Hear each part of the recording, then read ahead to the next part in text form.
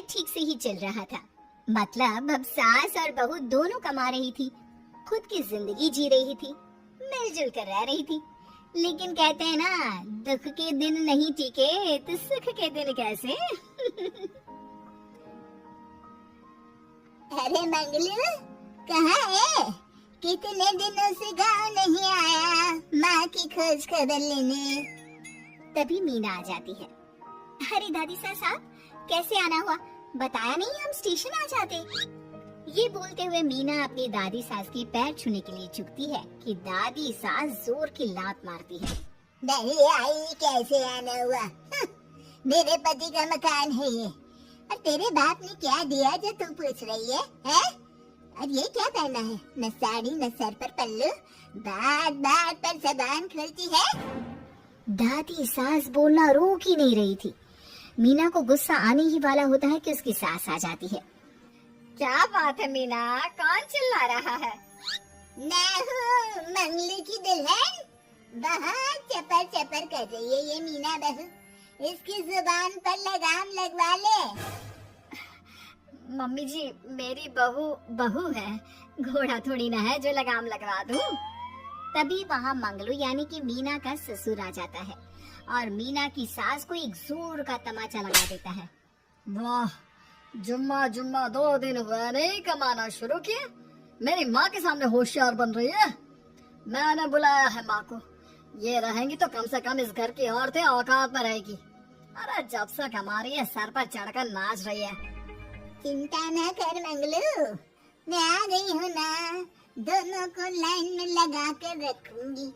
दोनों बहू ने मेरे मंगलू की जिंदगी खराब कर रखी है। तभी वहाँ पोता यानी कि मीना का पति आ जाता है। पोता जो कि दादी का दीवाना था। दादी मुझे क्यों नहीं बताया कि आप आने वाले हैं? मैं गांव आ जाता कार लेकर आपको लेने। अरे तू तो जानता ही है, कार में बैठ नहीं पाती। पता नहीं बहुत दिनों से लग रहा था कि तू और मंगलू परेशान है। आज मन नहीं माना तो आ ही गई मैं। देख यहाँ आकर पता लग रहा है। क्या पता लग रहा है दादी? यहाँ तो सब ठीक है, किसी को कोई परेशानी नहीं है। क्यों माँ, क्यों मीना, क्या हो गया? इन दोनों को क्यों परेशानी होगी? इन लोगों ने तो परेशान करके रखा है।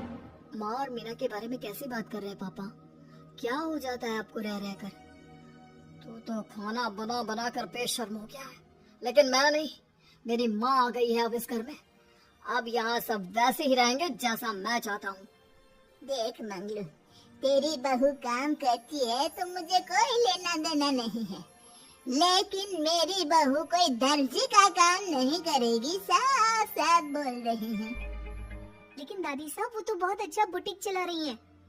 बहुत अच्छा चला रही है, लेकिन हम लोगों ने अपने घर की बहू से ना काम नहीं करवाना।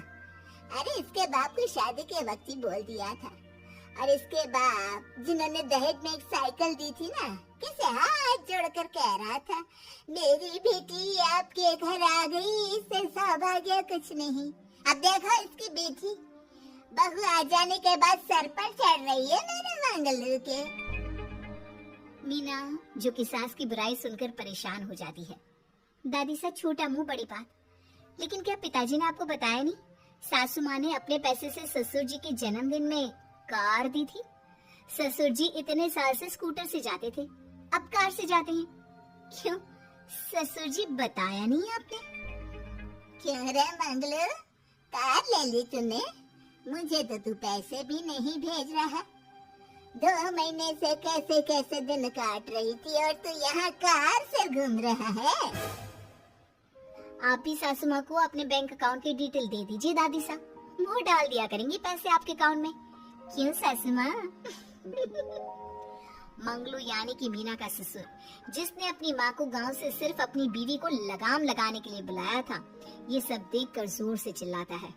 मीना बहू, चलो दादी सास आई है, ये नहीं कि खाने पीने का इंतजाम करे। अरे माँ, तू भी किन लोगों की बात में आ रही है? चल मेरे साथ मेरे कमरे में चल। ससुर अपनी माँ को लेकर कमरे में चला जाता है और दोनों बैठकर वैसे ही पंचायत शुरू कर देते हैं जैसे कोई बहू अपनी माँ से सास की बुराई कर रही हो। देख मंगलू, गलती तो तेरी ही है। जो तूने घर की जनानियों को काम के लिए बाहर निकाला। दूसरे तेरे पापा को देखा था, कभी मुझसे फालतू बोलते। अरे मरते दम तक तेरा बाप मेरी मुट्ठी में रहा है, यही सिखाया था मैंने तुझे। क्या बोलूं माँ, जब से ये मीना बहू घर आई है ना, इसने घर का सारा इतिहास भूगोल बदल कर रख दिया है। उस तितली से तो मैं बाद में निपटूंगी, पहले तेरी वाली को तो ठीक कर दूं।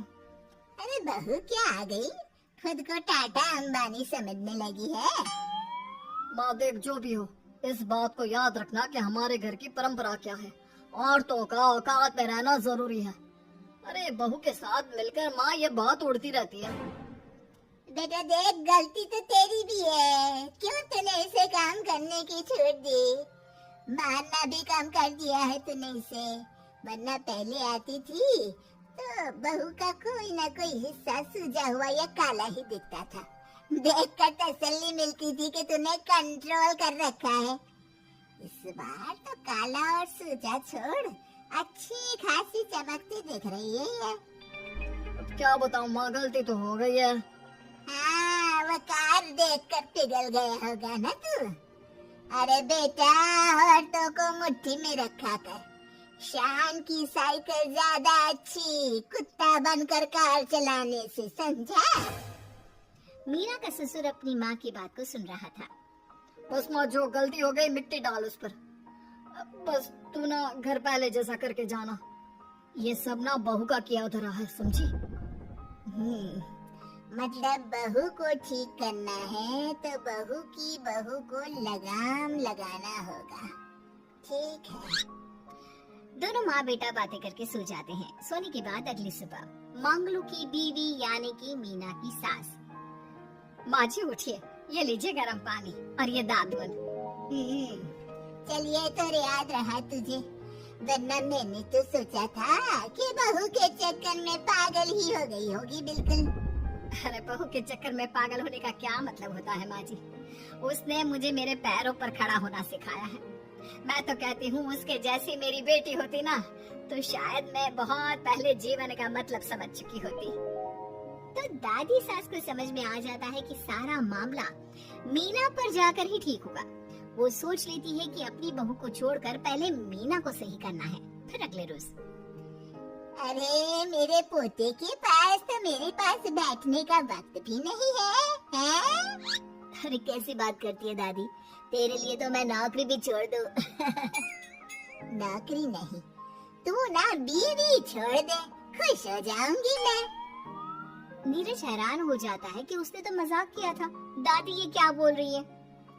कैसी बात कर रही हो दादी, मीना ने तो सारा घर संभाला हुआ है। पहले तो घर गिरा जा रहा था ना, तेरी मीना के आने के पहले ना घर में चूल्हा जल रहा था, ना कोई रोटी खा रहा था। क्या? नीरज को दादी बीवी के खिलाफ खूब कान भरती है। तू सही कह रही है दादी, औरत पैर की जूती और हाथ की मुट्ठी में ही ठीक लगती है। मीना ने ना सिर्फ घर का माहौल बिगाड़ा, माँ को भी पिताजी की इज्जत करनी छुड़वा दी। अब ठीक बोल रहे हो, घर को बिगाड़ने की मेन जिम्मेदार तो मीना ही है दादी। अभी उसे ठीक किए देता हूँ।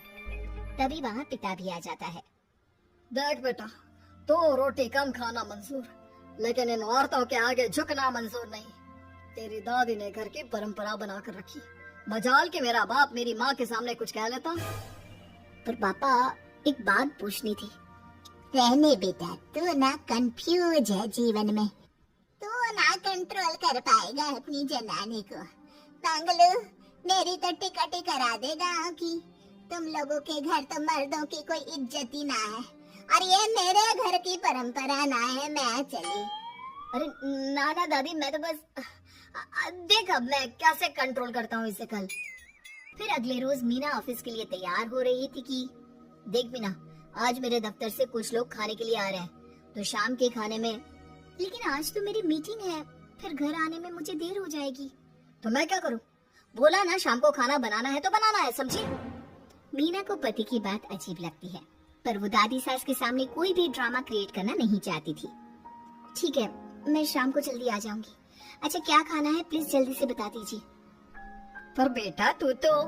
बहू सास को चुप रहने का इशारा करती है, लेकिन पोते को तो लड़ना था। वो मीना पर जोर से चिल्लाता है। मीना देख, ज्यादा हीरोइन मत बन। आज ऑफिस जा रही है तो जा, लेकिन सुन, तुरंत रिजाइन देकर घर आ जाना। ना मुझे तेरी कमाई चाहिए, ना ही तेरी नसीहत। आज से घर में वही होगा जो मैं चाहूंगा, समझी? अरे कैसे लैंग्वेज बोल रहे हो, ये तुम्हारी बोली नहीं है, कौन सिखा रहा है तुम्हें? तभी दादी सास आ जाती है। क्या बोलना चाह रही है बहू? मैं मुन्ने के कान भर रही हूँ, हैं?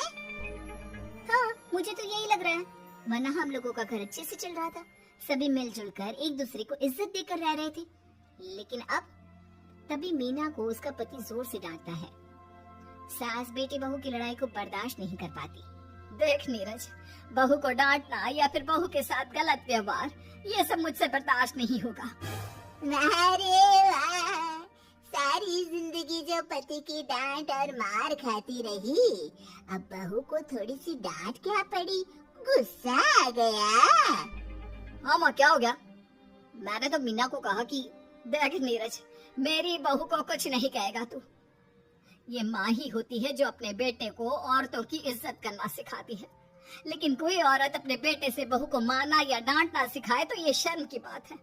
मैं नहीं चाहती कि तू औरतों की इज्जत ना करे, जबकि मैं खुद एक औरत हूँ। दादी सास बहू की बात सुनकर शर्म से सर नीचे कर लेती है। सच कहा सासू माँ, एक रानी ही अपने बेटे को राजकुमार की तरह पालती है जो दूसरी औरतों का सम्मान करे। काश दादी सास भी पिताजी को अच्छे संस्कार दे पाती। मीना की बात सुनकर दादी सास उन लोगों से माफी मांगती है। मैं समझ गई बहू, औरतों की बेइज्जती करने को घर की परंपरा समझती थी, झूठी शान समझती थी। वो सब गलत है। औरतों की इज्जत से घर में माँ लक्ष्मी और सरस्वती का वास होता है। मुझे माफ कर दो।